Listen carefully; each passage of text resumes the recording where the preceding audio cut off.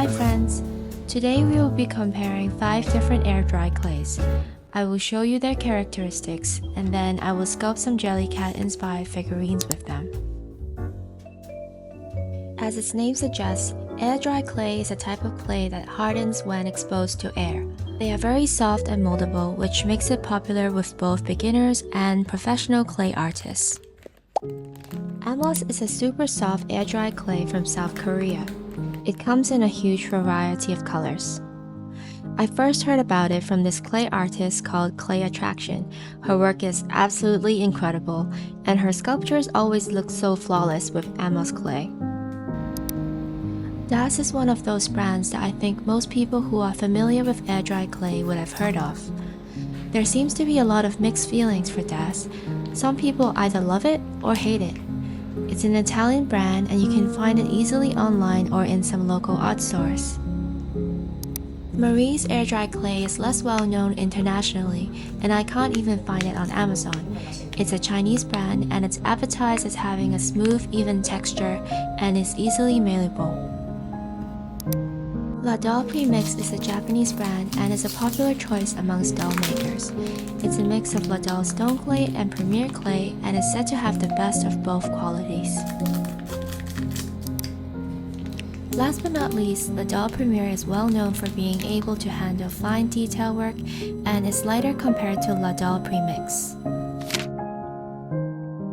I will test out these 6 characteristics for each clay.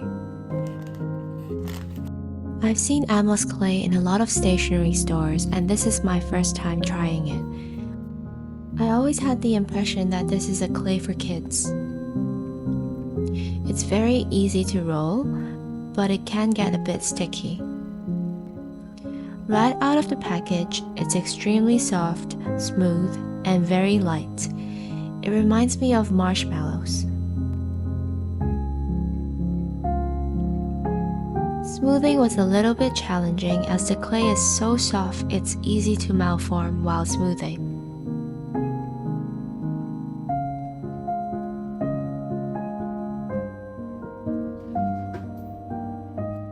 It is easy to shape and blend pieces together with the help of a tiny dab of water.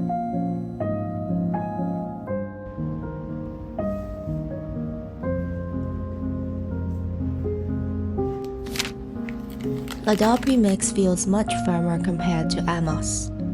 It has visible fibers, but they're so fine you can't really see it.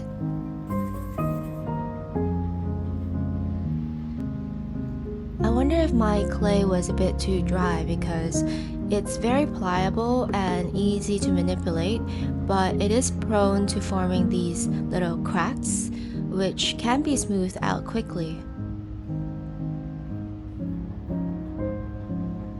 I added a bit of water to the clay and it's much easier to work with.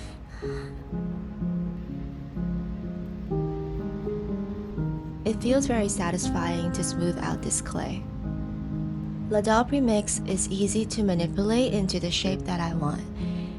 And the process was so enjoyable, I'm already looking forward to making the next figurine with this clay.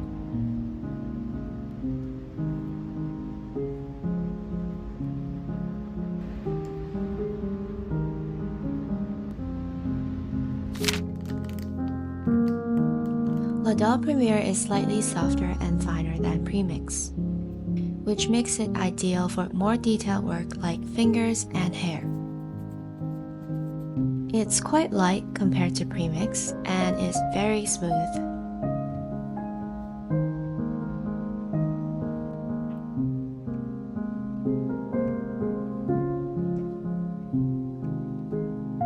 It holds details well and is easy to sculpt and smooth with or without water.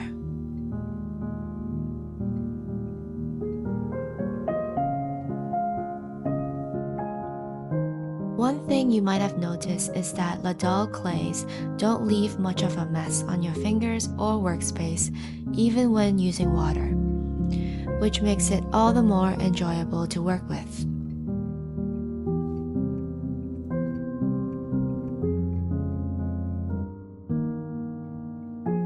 Premier is lighter, looks more white, and is a tiny bit smoother compared to Premix.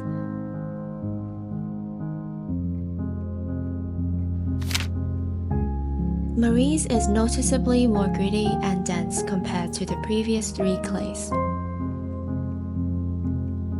It also feels heavier, but is surprisingly easy to roll and mold.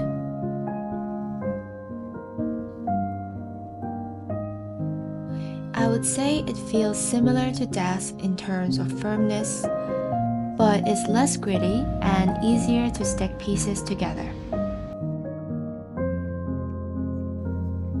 I think it's a great clay for making heavier pieces.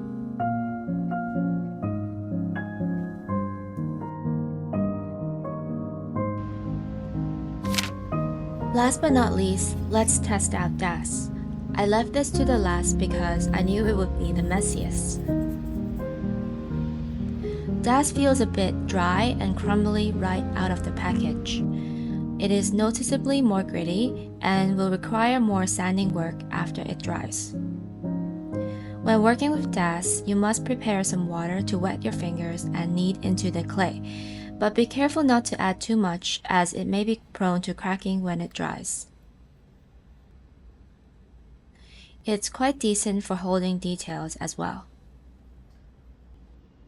One of the biggest challenges working with Das is sticking pieces together. You must roughen up the surface and add some clay slip in order to join the clay well. Wetting my tool really helps with blending and smoothing the clay. The clay feels heavy, but slightly less than Marie's. It's also a bit rougher looking compared to Marie's.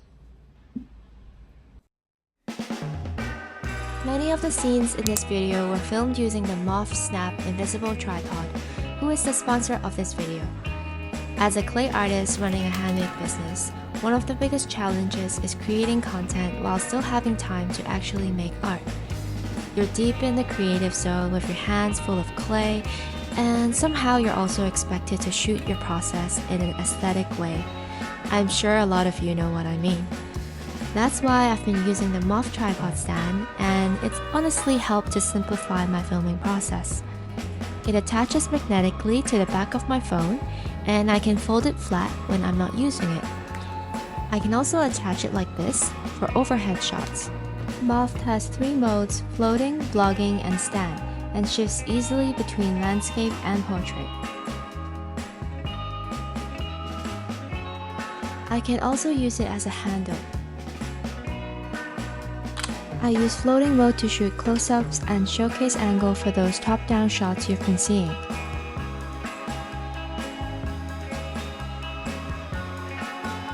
I can also attach it like this for overhead shots because the back of Moth is magnetic.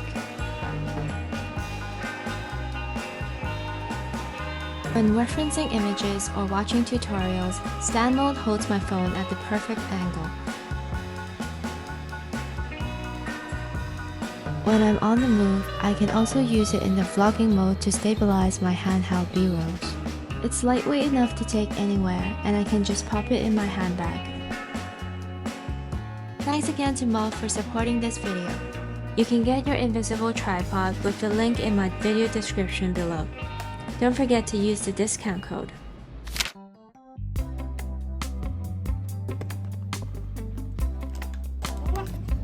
So sticky.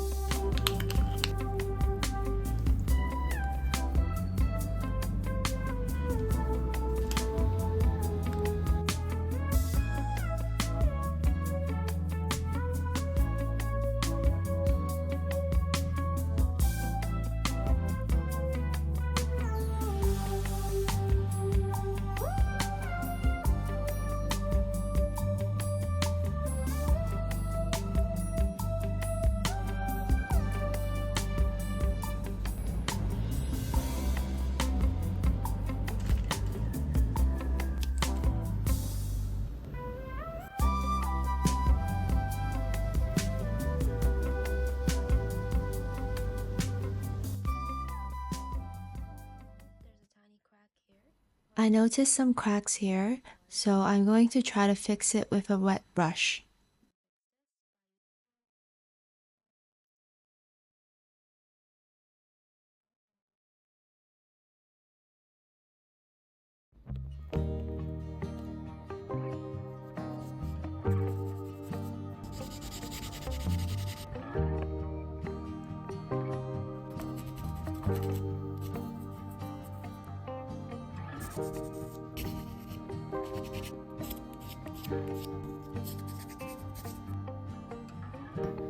That's the way.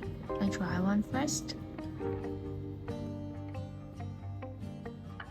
And then I'm going to wet my brush a little bit and use the same thing, but this time use the wet brush to smooth out all the surfaces.